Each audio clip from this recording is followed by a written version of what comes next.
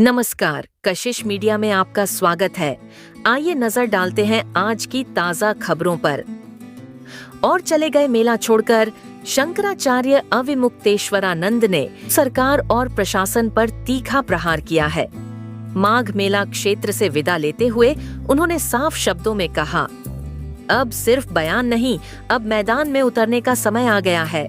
मंच से बोलते हुए शंकराचार्य ने कहा कि इस बार उनके जीवन का सबसे बड़ा दुख यह रहा कि मां गंगा में स्नान नहीं कर पाए। उन्होंने बताया कि प्रशासन ने उन्हें भरोसा दिलाया था, पालकी के माध्यम से पूरी सुरक्षा के साथ फूलों की वर्षा करते हुए संगम स्नान कराया जाएगा।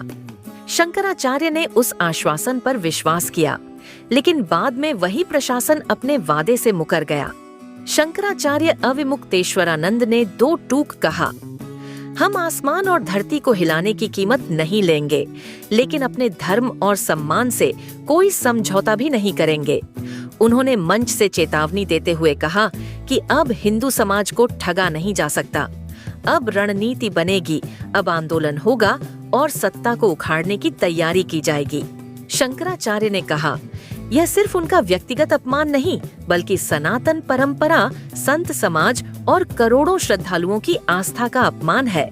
माघ मेले से विदाई के साथ एक साफ संदेश दे दिया गया है, अब चुप्पी नहीं, अब संघर्ष होगा। पेश है कशिश मीडिया की विशेष रिपोर्ट। देख सकते हैं हेमंत तोसावा हेमंत टीवी चैनल से आपको दिखाता हुआ बताता हुआ। सम्मानित पत्रकार बंधुओं,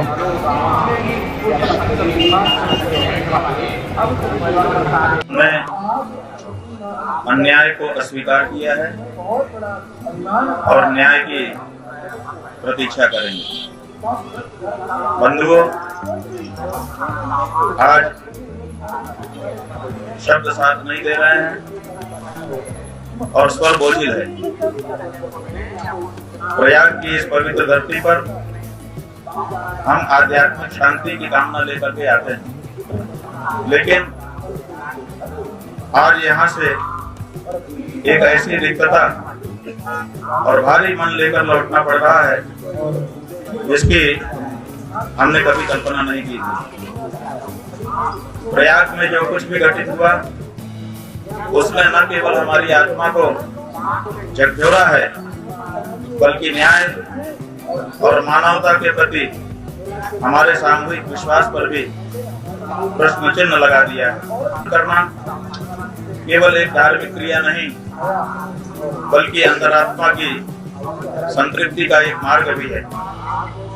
परंतु आज मन इतना व्यथित है कि हम बिना स्नान किए इस संकल्प को यहाँ की रेत में अधूरा छोड़कर यहाँ से हुए, लेकिन सब दुख छोटे हो गए। ये जो प्रयाग की धरती पर दुख मिला उत्तर प्रदेश की सरकार के द्वारा और सीधे आदित्य योगीनाथ, क्या नाम है, योगी आदित्यनाथ के द्वारा, ये सबसे बड़ा दुख सनातन धर्मियों को हो गया। अब इस दुख की भरपाई पता नहीं कौन नेता आएगा और कौन सी पार्टी आएगी वो करेगी, ये तो समय ही बताएगा। प्रशासन की तरफ से हमको एक लिखित पन्ना आया था, वो पन्ना अगर आप पढ़ेंगे तो आप चकरा जाएंगे।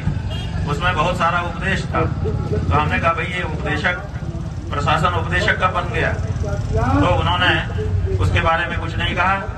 जो प्रस्ताव हमारे पास आया था, जिसकी जिक्र हमने अभी किया, वो मौखिक आया था, लेकिन भगवान जी लड़ाई हो गई है और इसको लड़ करके जीतना बहुत जरूरी हो गया है सनातनियों के लिए। किसकी जीत है और किसकी हार है, ये सनातन धर्मी जनता है। अभी इसको अपना निर्णय लेना बाकी है, इसलिए उस निर्णय के पहले हार जीत की घोषणा मत करिए। हार जीत की घोषणा होगी, सनातनी जब निर्णय लेगा तब घोषणा होगी कि कौन हारा कौन जीता। तो पूछिए क्या पूछना चाहिए। महाराज जी, शुरुआत में आपने एक गंभीर पहले दिन प्रश्न उठाया था कि मेरी हत्या की साजिश की गई है। क्या ये अधिकारियों द्वारा है या कहीं और से है? हालांकि उस दिन आपने थोड़ा संकेत भी किया था। इस कानूनी विषय पे आपने कुछ, किसी के सम्मान की हत्या उसकी हत्या ही है।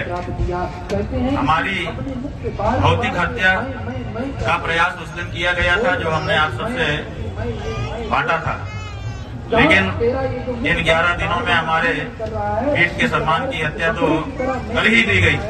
इसलिए जो हत्या की जानी थी उसमें वो सफल रहे और उन्होंने ये सनातन धर्म के प्रतीक की सम्मान की हत्या यहाँ पर की है, इसमें कोई संदेह नहीं था। अचानक नहीं लिया, ये फैसला 11 दिन के बाद लिया है। आप इसको अचानक फैसला कहते हैं? 11 दिन के बाद हमने फैसला लिया। इतना लंबा समय तो भगवान श्री राम ने भी नहीं दिया था। जब वो रास्ता मांग रहे थे समुद्र से, तब समुद्र ने 3 दिन लगाया था। 3 दिन के बाद भगवान श्री राम ने भी कहा था, सकोप कर लिया था, तो कहा था कि लक्ष्मण मान ले आवो, बिना न मानत जलति जड़ गए 3 दिन बीत, बोले राम सकोप तब भय दिन हो न पीत। 3 दिन के बाद भगवान श्री राम को भी कोप हो गया था। हमने तो 11 दिन दिए हैं बंधु।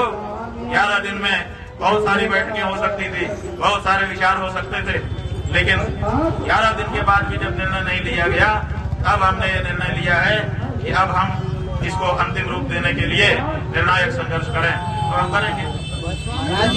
देखिए क्या करना होगा ये तो समय तय करेगा, लेकिन जो हिंदू की सरकार कही जा रही थी उसकी तो पोल खुली गई। अगर ये हिंदू की सरकार होती तो क्या किसी हिंदू की का अपमान करती? क्या शंकराचार्य पीठ का अपमान करती?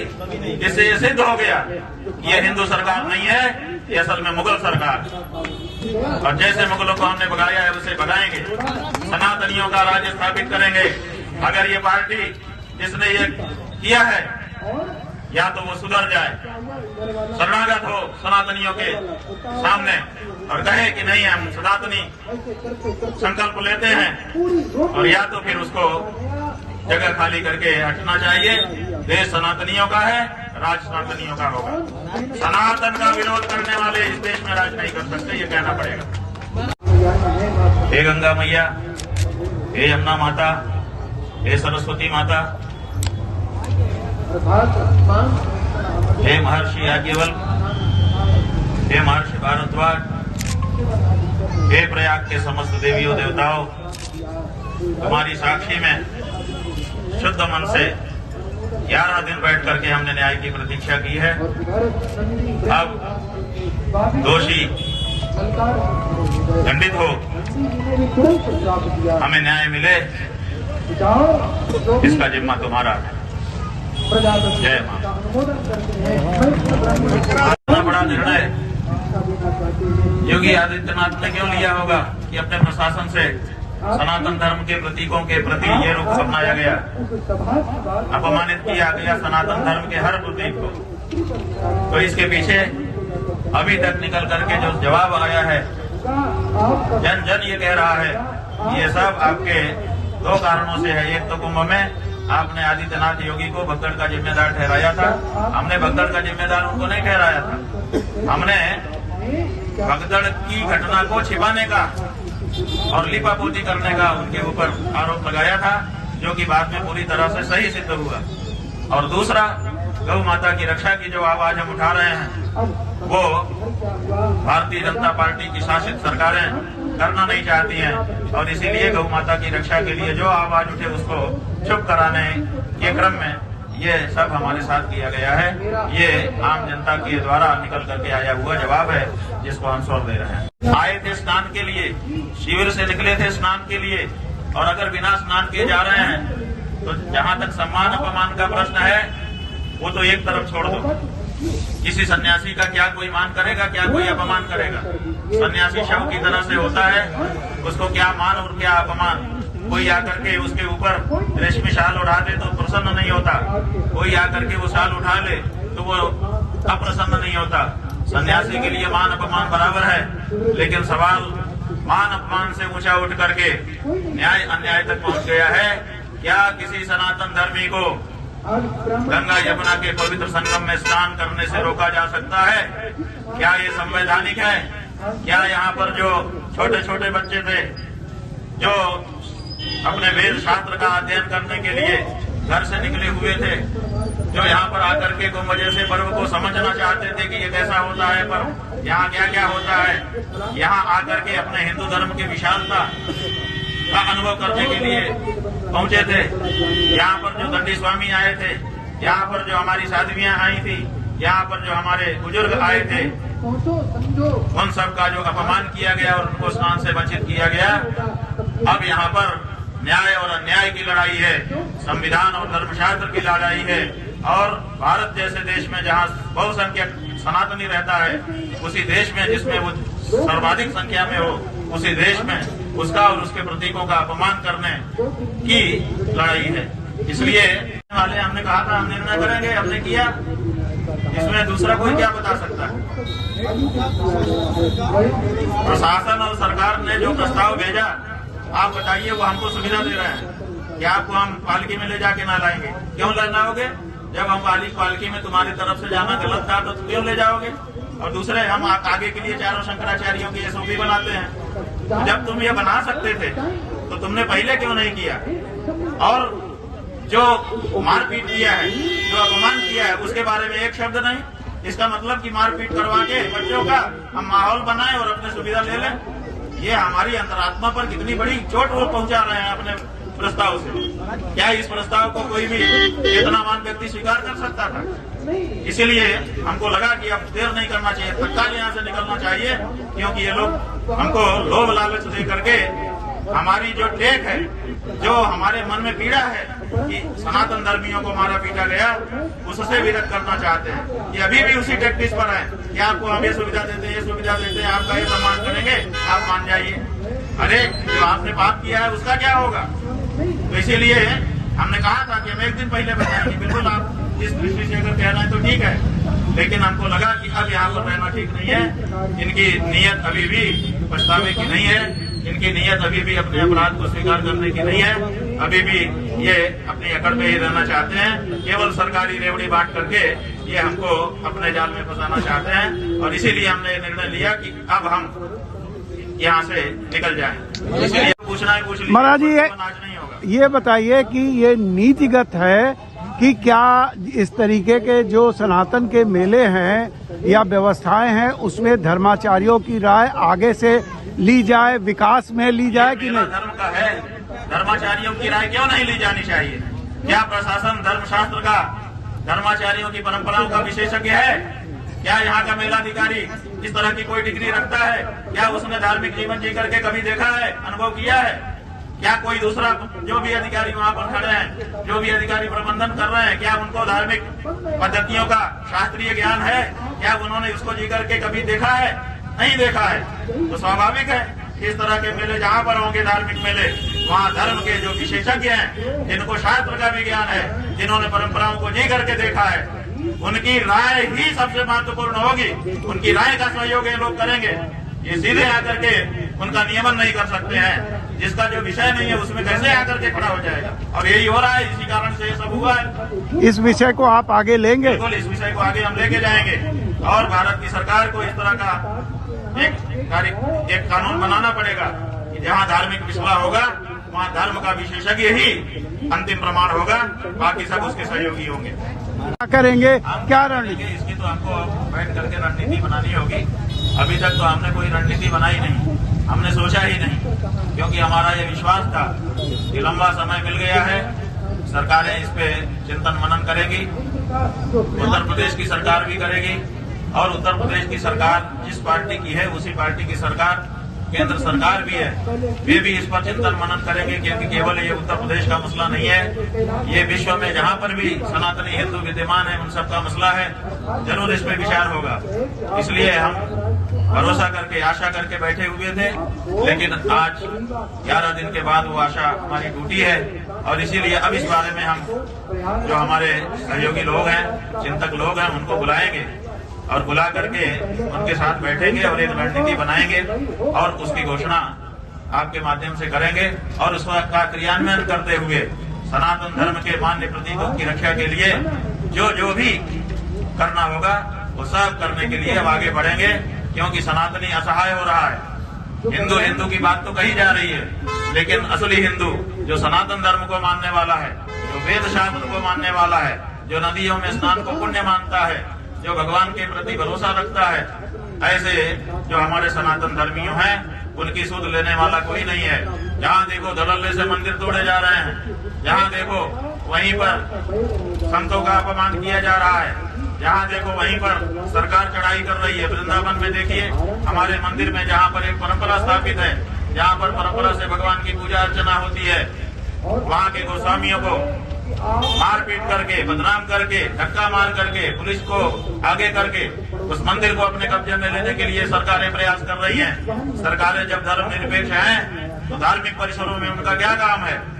ये सब जो चीजें हो रही हैं, इनका प्रतिकार तो सनातनियों की ओर से किसी न किसी को करना होगा।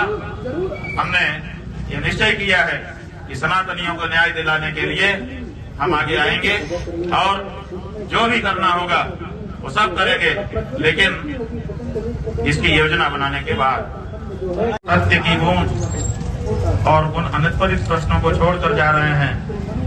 प्रयाग की इस हवा में तो विद्यमान रहेंगे ही, लेकिन पूरे विश्व में वायुमंडल में विद्यमान रहेंगे और उत्तर की प्रतीक्षा करेंगे। जो कुछ कहना था सब कहा जा चुका है। एक बात आपको बतानी है कि कल सायंकाल और आज प्रातःकाल प्रशासन की ओर से ब्रह्मचारी श्री धरानंद जी के माध्यम से अखिल भारतीय धर्म संघ के श्रीमान जगजीतन पांडे जी की ओर से और हमारे मुख्य कार्याधिकारी श्रीमान चंद्र प्रकाश उपाध्याय जी के माध्यम से एक पत्र, एक प्रस्ताव प्रशासन की ओर से हमारे पास भेजा गया था, जिसमें यह कहा गया था कि हम स्नान के लिए जब आप जाना चाहेंगे ससम्मान आपको आपके शिविर से पालकी में ले जाकर के अधिकारियों के माध्यम से स्नान कराने के लिए तैयार। ये भी कहा गया था कि जिन अधिकारियों ने संगम पर मौनी अमावस्या के दिन उपस्थित रहकर घटना को देखा था, वो वे सब वहां पर उपस्थित रहेंगे और आपके ऊपर पुष्प वर्षा करके स्वागत करें। यह भी कहा गया था कि भविष्य में चारों शंकराचार्यों को मौनी अमावस्या पर स्नान के लिए हम एक SOP बनाएंगे। उसका प्रारूप भी आप अगर चाहेंगे तो आपको दिखाया जाएगा। लेकिन जो घटना की गई उसके बारे में क्षमा के एक भी शब्द नहीं थे। हमको लगा कि अगर हमने ये प्रस्ताव स्वीकार किया, स्नान करने के लिए गए, फूल बरसवा लिया अपने ऊपर और आगे के वर्षों के लिए कोई SOP स्वीकार कर लिया, तो इसका मतलब ये होगा कि जिन सन्यासियों को, जिन ब्रह्मचारियों को, जिन वृद्धों को, जिन संतों को, जिन बटुकों को लांछित अपमानित किया गया, ये सब उसकी कीमत होगी। उसकी कीमत पर हम अपनी सुविधा और अपना सम्मान स्वीकार करने में असमर्थ रहे। इसीलिए हमने कहा कि अगर आप अपनी गलती के लिए, अपने अपराध के लिए क्षमा याचना कर सकते हैं तब तो ठीक है, बाकी कुछ आपसे हमको नहीं चाहिए, क्योंकि जो हमारा है उसको आपको आज नहीं तो कल देना ही पड़ेगा। वो हमारा अधिकार है, वो आपकी तरफ से किया गया दान नहीं होगा। लेकिन जो असली मुद्दा है, जिसके लिए 10 दिन तक शांति के साथ हम यहाँ पर फुटपाथ पर बैठे रहे, आपको लंबा समय हमने प्रदान किया कि आप ठंडे मन से, मस्तिष्क से विचार करो और विचार करके जो अन्याय हुआ है उसके लिए आगे आकर के या तो दंड भोगो या तो क्षमा याचना करो। लेकिन 10-11 दिन बीत जाने के बाद भी आज जब हमारे जाने का हमने निर्णय किया, तब इस तरह का प्रस्ताव हमारे पास आया। लेकिन वो प्रस्ताव हम इसीलिए स्वीकार नहीं कर सके क्योंकि हम जिंदगी भर के लिए अगर इस प्रस्ताव को स्वीकारते तो हमारी आत्मा हमको स्वीकारती कि तुमने ये जो सुविधा पाई है, तुमने ये जो SOP लिखवाई है, वो ब्रह्मचारियों, सन्यासियों, भटकों, वृद्धों, स्त्रियों के असम्मान की कीमत पर आई है। इसको कभी भी हमारा हृदय स्वीकार नहीं कर सकता था, इसलिए हमने प्रस्ताव को ठुकरा दिया है और हम भारी मन से यहाँ के लिए जा रहे हैं। आप जो पूछेंगे हम सबका प्रश्न उत्तर करेंगे, लेकिन मन बोझिल है, इसलिए हम चाहेंगे कि आपके प्रश्नों और इस वक्तव्य के बीच में कम से कम कुछ क्षण का एक मौन हमारे बीच में रहे, जो साक्षी रहेगा कि जो मुगलों के समय नहीं हुआ वो तथाकथित हिंदू सरकारों के समय में हुआ है। और ये बात हर सनातनी के हृदय को विचार के लिए उत्तेजित करेगी और इस पर विचार करने का असर आएगा।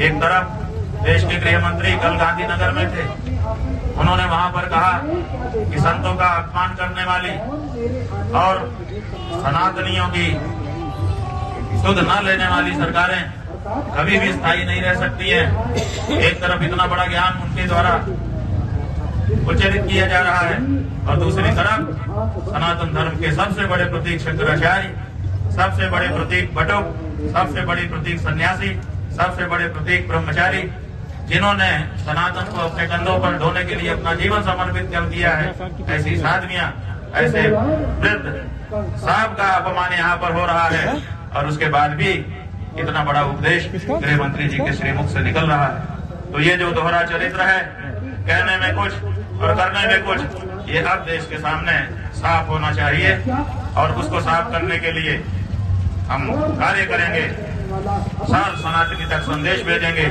और ये स्पष्ट होना होगा कि सनातन का नाम लेकर के सनातन के विरोधी सत्ता में न रह सके। बंधुओं, इतना कहकर के हम थोड़ी देर चुप रहेंगे। जब थोड़ा सा हमको साहस होगा तो आप जो प्रश्न करेंगे हम एक एक करके उसका उत्तर जरूर देंगे। हेमंत तोसावर, हेमंत टीवी चैनल से आपको दिखाता हुआ, बताता हुआ।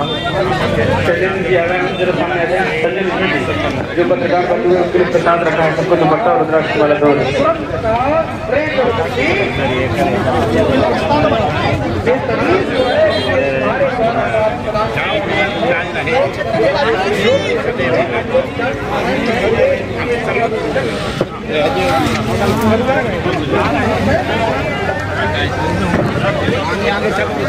जो है हमारे पत्रकार साथी यहाँ पर इलेक्ट्रॉनिक मीडिया और प्रिंट मीडिया के मौजूद हैं और इस वार्ता में सम्मिलित हो, उनके लिए प्रकाश की व्यवस्था है।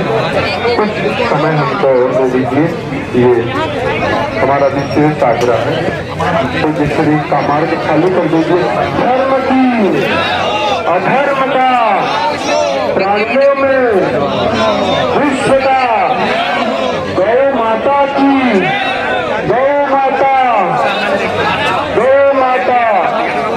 अच्छा, मार्ग खाली कर दीजिए। महाराष्ट्र के मार्ग को बिल्कुल भी अवरोधित मत कीजिए। आप सभी जानते हैं भगवान बद्री विशाल के सकल स्वरूप को ज्योतिष पीठाधीश्वर गुरु शंकराचार्य महाराज अब प्रस्थान कर रहे हैं।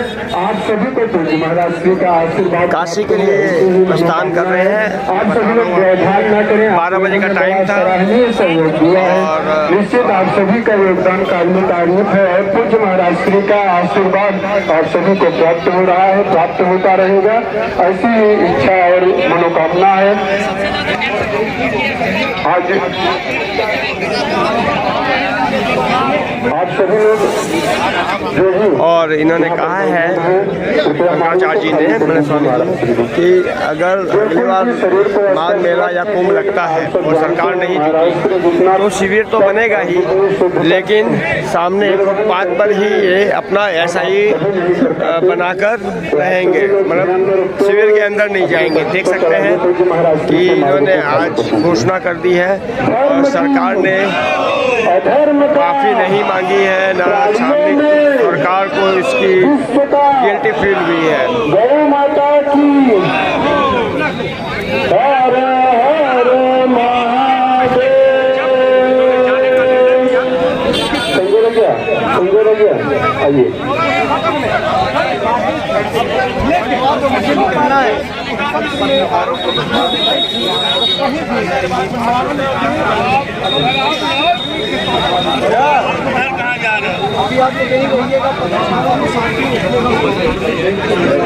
अभी प्रेस कॉन्फ्रेंस वाले अभी यहीं रहेंगे। देख सकते हैं चारों तरफ का दृश्य, बड़े स्वामी जी का ये पंडाल बने और ये दोनों पीठ के दो शंकराचार्य जी का पंडाल आमने सामने है, बगल बगल में है। ये बड़े स्वामी जी का, छोटे स्वामी जी का। अब मैं आपको आगे की गतिविधियां भी जारी रहेंगी। अब देखना ये होगा कि जो निर्णय हालांकि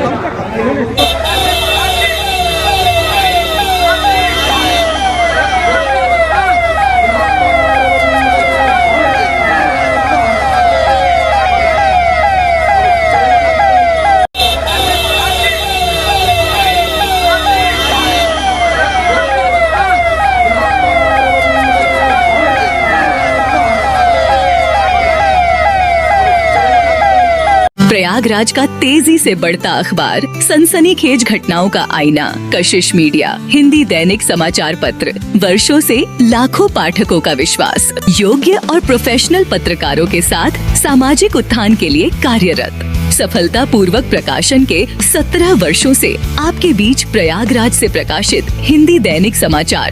विश्वसनीय खबरों के लिए आज ही जुड़े, बच न पाएगा कोई हमसे छुपकर। कशिश मीडिया की नजर शहर के चप्पे चप्पे पर, भ्रष्टाचार को उजागर करने वाला, जन समस्याओं पर आधारित कशिश मीडिया।